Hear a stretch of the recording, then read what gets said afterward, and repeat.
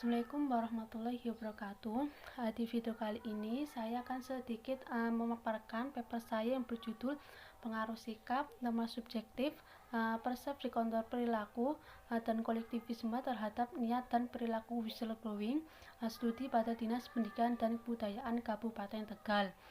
Yang pertama itu ada pendahuluan. Penelitian ini dilatar belakangi bahwa sampai saat ini kecurangan masih saja terjadi. Berdasarkan data dari KPK, kasus korupsi sejak tahun 2017 paling banyak terjadi di pemerintah kabupaten atau kota. Salah satu cara untuk mengurangi terjadinya korupsi yaitu dengan melaporkan pelanggaran. Tetapi untuk menjadi seorang pelapor pelanggaran atau whistleblower tidaklah mudah, karena ada sebagian orang yang menganggap bahwa whistleblower sebagai pengkhianat organisasi karena telah mengungkap rahasia organisasi. Sebagian lagi menganggap bahwa whistleblower seorang pahlawan karena telah mementingkan nilai-nilai yang lebih penting dari komitmen pada organisasi. Perbedaan pendapat tersebut seringkali membuat calon whistleblower atau pelaporan pelanggaran menghadapi kebimbangan untuk mengambil keputusan yang pada akhirnya akan mengarah pada niat whistleblowing. Selanjutnya tinjauan pustaka. Untuk teori yang saya gunakan yaitu teori perilaku terencana atau TPP. Dalam perilaku tersebut dijelaskan bahwa seorang individu dalam melaksanakan suatu tindakan disebabkan adanya niat untuk melakukannya. Niat seseorang dalam berperilaku itu ada 3 faktor yang mempengaruhinya, yaitu sikap, norma subjektif, dan persepsi kontrol perilaku. Sedangkan dalam penelitian ini untuk kolektivisme itu mengarah pada sikap. Selanjutnya yaitu hipotesis. Hipotesis pertama yaitu sikap berpengaruh positif terhadap niat whistleblowing. Artinya, semakin seseorang mempunyai penilaian bahwa whistleblowing merupakan perilaku yang akan memberikan hasil positif, maka seorang tersebut akan cenderung memiliki niat yang tinggi untuk melakukan whistleblowing. Kedua yaitu norma subjektif berpengaruh positif terhadap niat whistleblowing. Artinya, seorang cenderung memiliki niat untuk melakukan whistleblowing yang tinggi jika orang-orang di sekitarnya seperti keluarga, teman, rekan kerja, dan atasan menyetujui atau merasa setuju untuk perilaku yang akan dilakukannya karena perilaku tersebut dipandang mulia atau memiliki manfaat bagi banyak pihak. Ketiga yaitu persepsi kontrol perilaku berpengaruh positif terhadap niat whistleblowing. Artinya, seorang cenderung memiliki niat untuk melakukan whistleblowing jika mereka mempunyai kepercayaan dan keyakinan bahwa perilaku tersebut dianggap mudah untuk dilakukan. Yang keempat yaitu kolektivisme berpengaruh positif terhadap niat whistleblowing. Artinya, seseorang yang memiliki kolektivisme yang kuat cenderung selalu memprioritaskan tujuan-tujuan kelompoknya sebagai prioritas di atas tujuan-tujuan pribadi.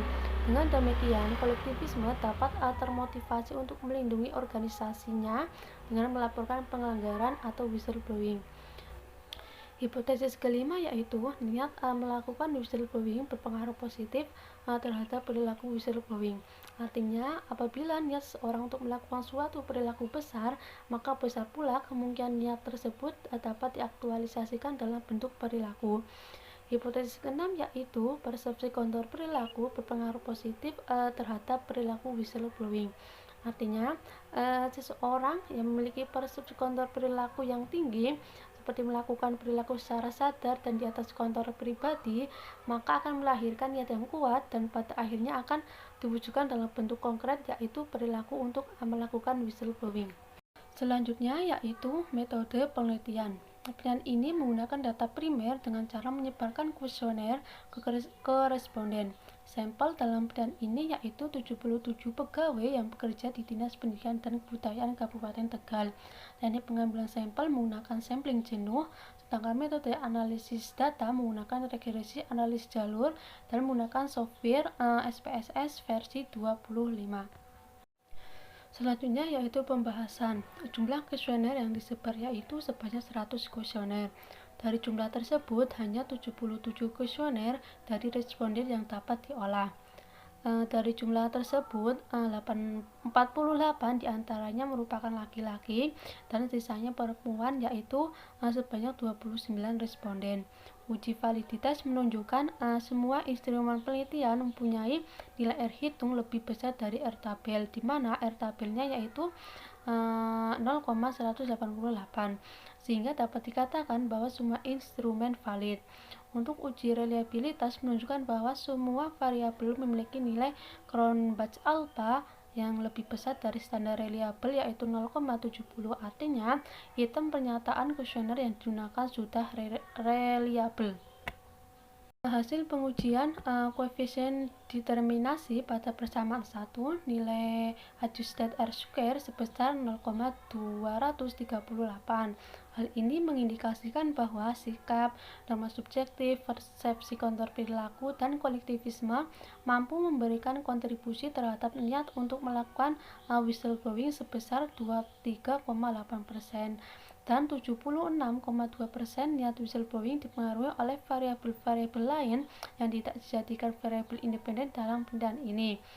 Hasil pengujian koefisien determinasi pada persamaan 2 nilai adjusted R-square sebesar 0,066. Hal ini mengindikasikan bahwa niat whistleblowing dan persepsi kontur perilaku mampu memberikan kontribusi terhadap perilaku whistleblowing sebesar 6,6% dan 93,4% perilaku whistleblowing dipengaruhi oleh variabel lain yang tidak dijadikan variabel independen dalam penelitian ini. Selanjutnya yaitu hasil pengujian hipotesis. Hipotesis pertama yaitu pengaruh sikap terhadap niat whistleblowing. Pada penelitian ini, sikap tidak berpengaruh terhadap niat whistleblowing. Hasil penelitian ini sejalan dengan penelitian yang dilakukan oleh Iskandar dan Saragi tahun 2018. Hasil penelitian ini menjelaskan bahwa banyak individu yang bekerja di Dinas Pendidikan dan Kebudayaan Kabupaten Tegal yang masih ragu dalam menentukan sikap untuk melakukan whistleblowing. Mereka menganggap bahwa melakukan whistleblowing bukan merupakan suatu kewajiban. Hal tersebut dapat terlihat dari jawaban responden yang mayoritas menyatakan bahwa melaporkan tindak kecurangan atau whistleblowing bukan merupakan salah satu kewajiban sebagai pegawai. Untuk hipotesis yang kedua yaitu pengaruh norma subjektif terhadap niat whistleblowing memiliki hasil terdukung atau adanya pengaruh norma subjektif terhadap niat whistleblowing. Penelitian ini sejalan dengan penelitian yang dilakukan oleh Iskandar dan Saragi tahun 2018. Hasil penelitian ini menjelaskan bahwa banyak individu yang bekerja di Dinas Pendidikan dan Kebudayaan Kabupaten Tegal yang mendapat dukungan dan motivasi dari orang-orang terdekat seperti atasan, rekan kerja, keluarga, dan sahabat untuk melakukan whistleblowing jika mereka mengetahui adanya kecurangan. Hipotesis ketiga yaitu pengaruh persepsi kontur perilaku terhadap niat whistleblowing. Pada penelitian ini menunjukkan hasil yang tidak terdukung, yaitu yang artinya bahwa norma persepsi. Hipotesis ketiga yaitu pengaruh persepsi kontur perilaku terhadap niat whistleblowing. Pada penelitian ini, hipotesis ini tidak terdukung, yang artinya tidak adanya pengaruh persepsi kontur perilaku terhadap niat whistleblowing. Penelitian ini sejalan dengan hasil penelitian ini sejalan dengan penelitian yang dilakukan oleh Perdana et al. Tahun 2018 dan Saud tahun 2016. Hal ini disebabkan karena melakukan whistleblowing masih dirasa memiliki banyak faktor penghambat sehingga kontrol diri individu responden lebih condong untuk tidak melakukannya.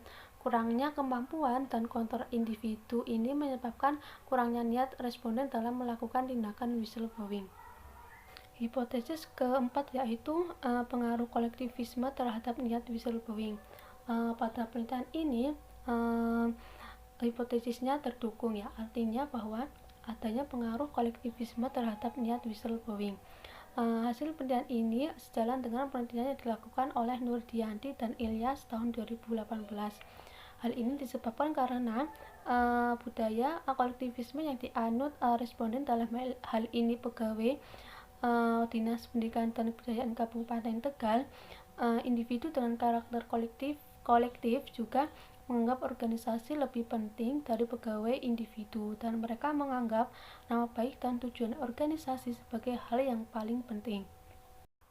Hipotesis kelima yaitu pengaruh niat whistleblowing terhadap perilaku whistleblowing.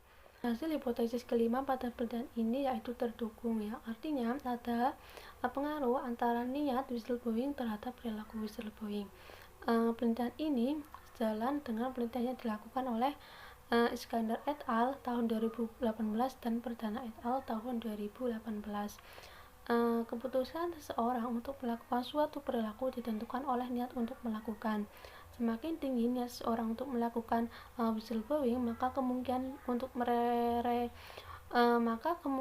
untuk merealisasikan perilaku whistleblowing juga semakin tinggi.